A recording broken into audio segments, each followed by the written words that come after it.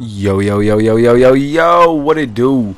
What it be, y'all? It's your boy, Agent A-N-T, repping the Spell Block Agency. And let's get it. So last video, I talked a little bit about the Richie Jerk situation. And the video before that, I had discussed the events that happened in 2016. And 2016 didn't really get hot till the end of the year. Like the last 3 months of 2016 saw 051 lose Bankroll Q, which further ignited their beef with Motown, which, to kind of clear things up, Motown is like 300 or OTF or even KTS, which are all factions comprised of smaller subsets in the area. The thing is, I'm not completely sure what sets make up Motown. The only thing I know for sure is that Motown is a Black P-Stone faction. They're mostly Black P-Stones, if not all of them are there. I mean, there might be some other, BDs, GDs, Vice Lords other than that, but for the most part, mainly they are a Black P-Stone area, Black P-Stone set, faction, whatever. So, and they aren't really united like the three factions I mentioned before, because GGE, which is the set that killed 051 Bankroll Q, they also beefed with No Love City and Dump Street, and something happened where GGE and another set called KTC felt like Folly Boys weren't helping them, even though they had the same ops. And this caused a rift, putting GGE and KTC against the rest of Motown, since Folly had more of a name at the time. They had respected members like 5 Star and G-Nuke, plus they were close to 600, 46, and OTF. So they were having an internal beef with each other while still beefing with 50 Strong, NLC, and 051, which alone should tell you there's a lot of unknown sets and a lot of unknown members. But Motown is one of the deepest sets in Chicago, and if they united, again, they could be one of the strongest sets in Chicago. But I believe it's escalated to a blood feud. I believe it's pretty much what is it? It's like Dog Pound, not Dog Pound. It's like Tay-Town and what is it? What is the set Lil D is from? I don't know, but it's kind of like the two sets in it's like Low Life and Tay-Town. That's what it is. They both were clicked up really close at one point in time, but they just fell out. They had a feud. It escalated into a blood feud, and now I don't think they're gonna be cool ever again, really, or it'll never be the same between the two sets. Just like I don't think, if Motown does ever unite, I don't think it'll be the same. I think it'll be they'll definitely have to eliminate most of the people that are not with the unification, and that's usually how it goes. The people that aren't down with unifying, they usually get, either exiled or they get killed. Simple as that. But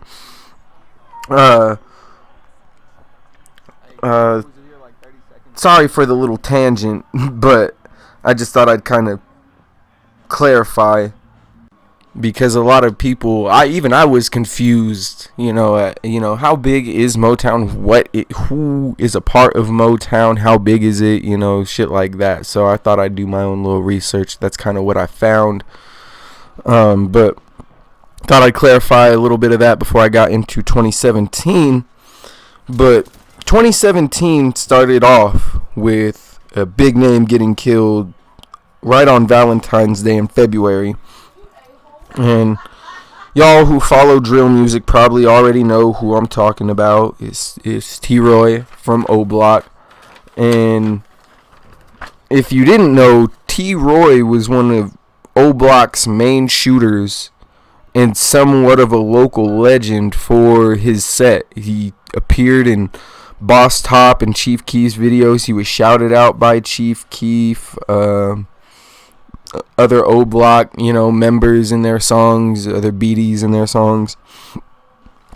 So, and even T-Roy, D-Rose, and King Von at one point were kind of the equivalent of LeBron, D-Wade, and Bosch for the BDs. And it's crazy because if you look at all three of them, T-Roy died, D-Rose is in jail for life, and King Von made it out rapping. If that isn't the purest example of street life and like statistics, 1 in 3 make it, if that, and King Von has to deal with, one of his best friends not being here anymore, and one, in jail for life, and who doesn't really affiliate with the gang culture. D Rose has kind of distanced himself from 600 and shit like that. Has he distanced himself from other gangs? I don't think so. I think he still is cool with 4-6 and Folly, but for the most part, D Rose isn't really cool with 600 anymore. They've been there's been shots back and forth, kind of, which I might get into in a later video, but yeah, there's definitely been like 600 members calling out D-Rose calling out 600 members. Yeah, that was a nice little sniper kill. But thanks, G. T-Roy was locked up at the end of 2014 for unknown charges, and as far as I know, he wasn't released until August 4th of 2017, which is after K.I.'s murder. So he was locked up at the time because a lot of people put T-Roy on that murder, but it's pretty much confirmed it was just Big A and I believe Boss Moo on the hit, but even that's alleged. But he wasn't even out 6 months before Big A from O Block was killed near O Block, and he was released just a month after Chino from O Block was murdered.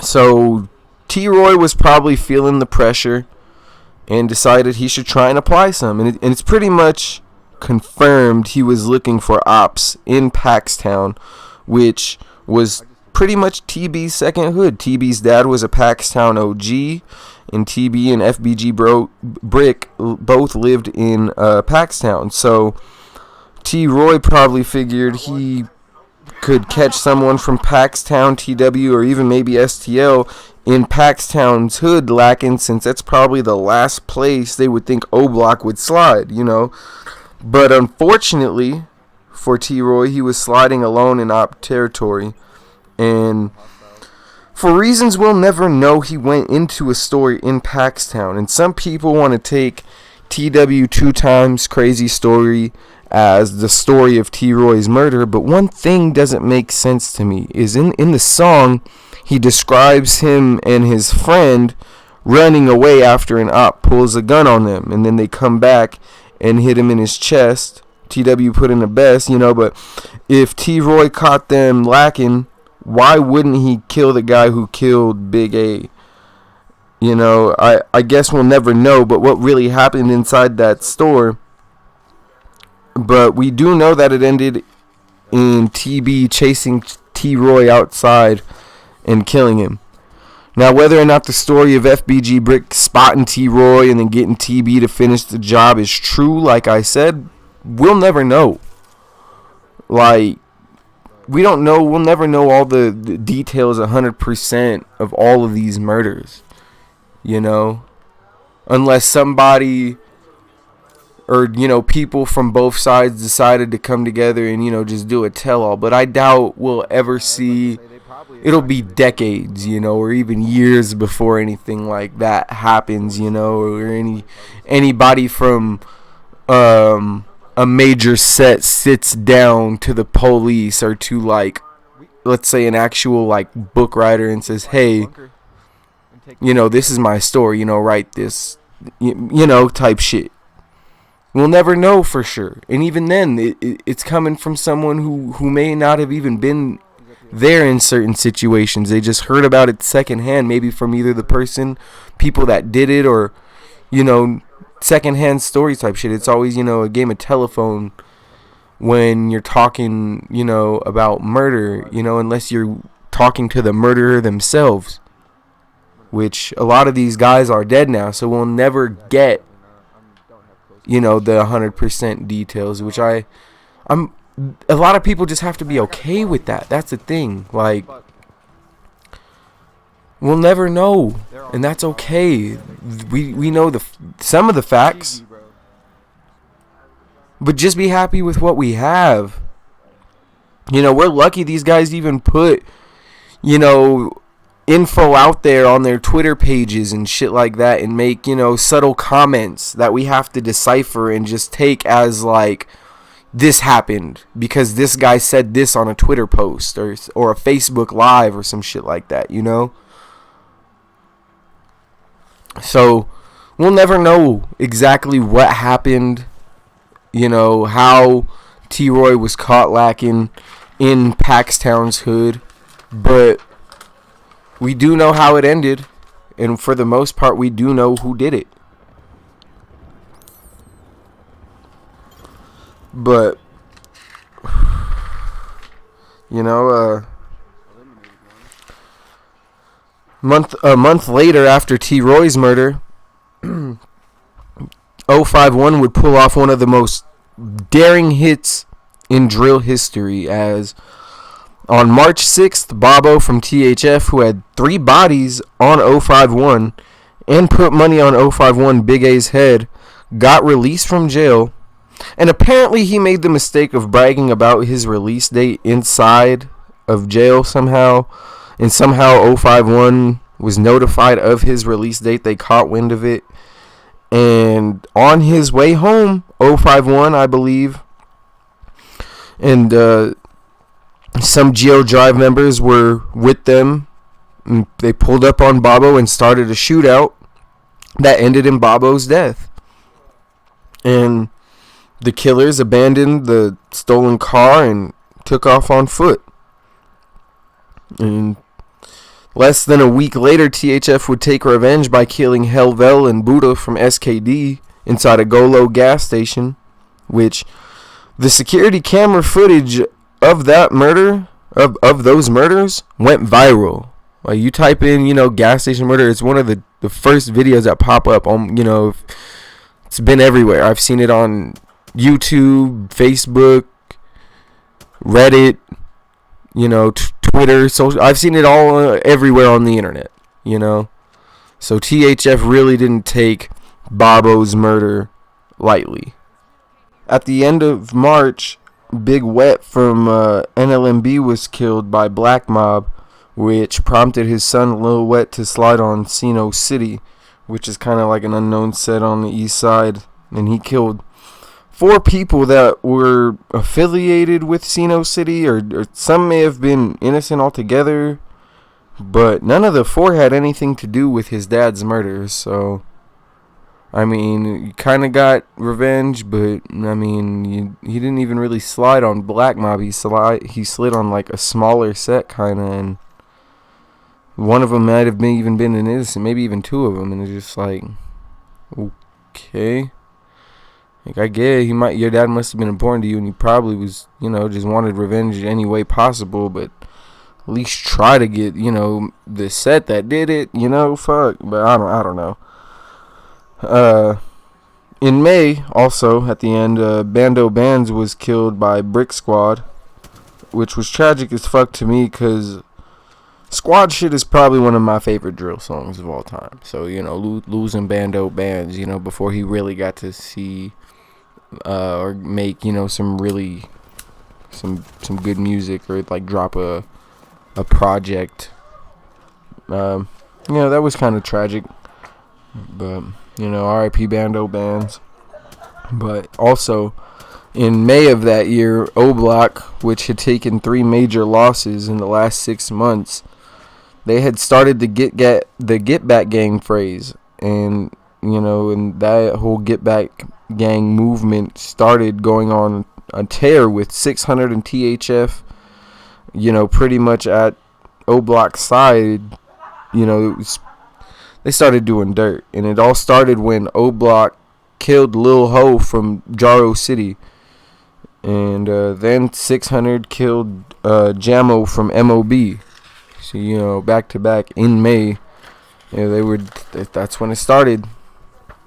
Just taking, two relatively unknown members. I mean, 600, dropped Jamo, who was, a member of MOB, one of their main ops.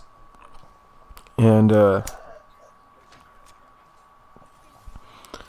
so then in June, later that month, they were building it up. It's disputed whether O Block or 600 or even both pulled up on Poppy from TW and killed him while he was at his job. And that was, I believe that was one of TW's first, major losses. Was Poppy.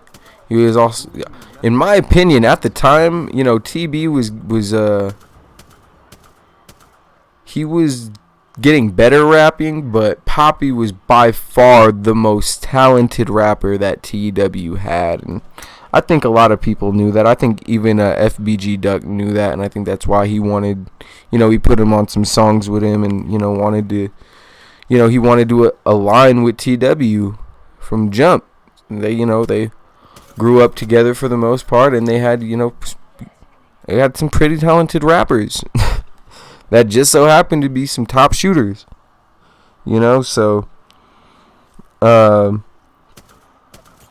cap June off, THF would kill Kurt Mack, who was a Dro City OG, and he was close with Crump and one of Melly's cousins, or not cousins, he was one of his uncles, I believe. So OTF was really going on a tear, and it wouldn't be long before they saw some type of repercussions. But in July, just a week after 4th of July, Shoota Shells from Black Mob would be brutally executed with over 20 rounds to his head and neck area as get back for ABK Yogi.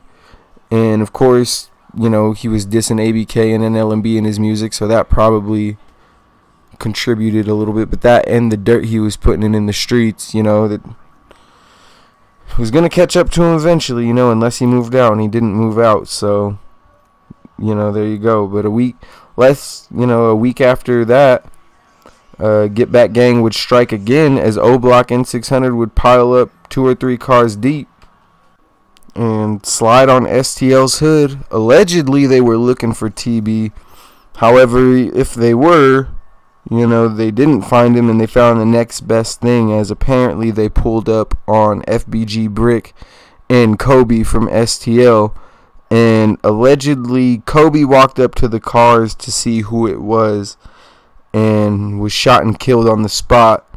And after Brick saw that happen, he tried to run with nowhere to go, I guess. And HK from O Block allegedly hopped out and killed him while he was climbing a fence.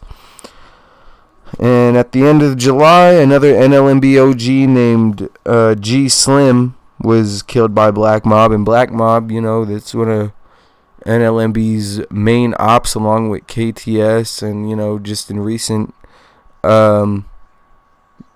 recently the Death Row Vice Lords, where that was one of their main ops. But I'll get to them probably in the next couple videos. I've been running through this timeline, but in September of 2017, TB from TW would be murdered allegedly by HK from O Block, which would mean in just under a year, the 2 people responsible for killing T-Roy were allegedly killed by T-Roy's younger brother. And 2 days later, O Block would kill Fredio from Jaro City. So Get Back Gang was just really putting in work. Poppy, Lil Ho, Jamo, FBG Brick, Kobe, Fredio, and TB. That's good amount of bodies in the span of, just like in just under 6 months. But you know, RIP all of them, because in November of that year, Day from THF 44 would be killed by 051. And from what I remember, Day had just beat a body, but I can't remember from which set. But this is a rare body between 44 and 051, but it just goes to show that there definitely is beef between 051 and all of THF, not just the 4-6 side.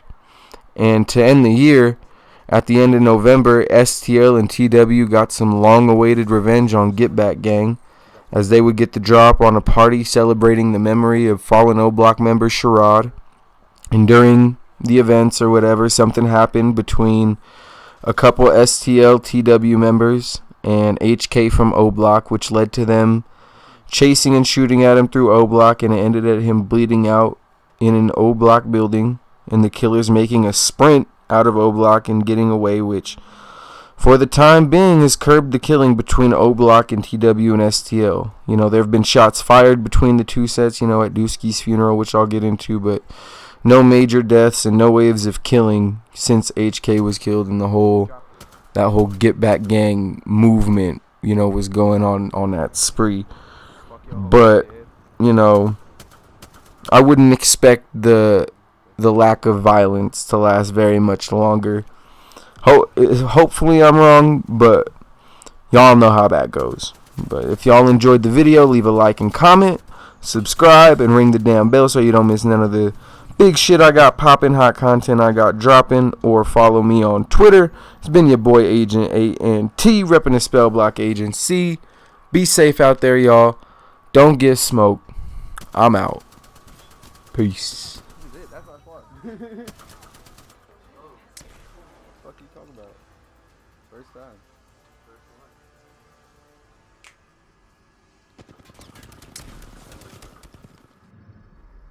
You are the Apex champions. Clip that shit.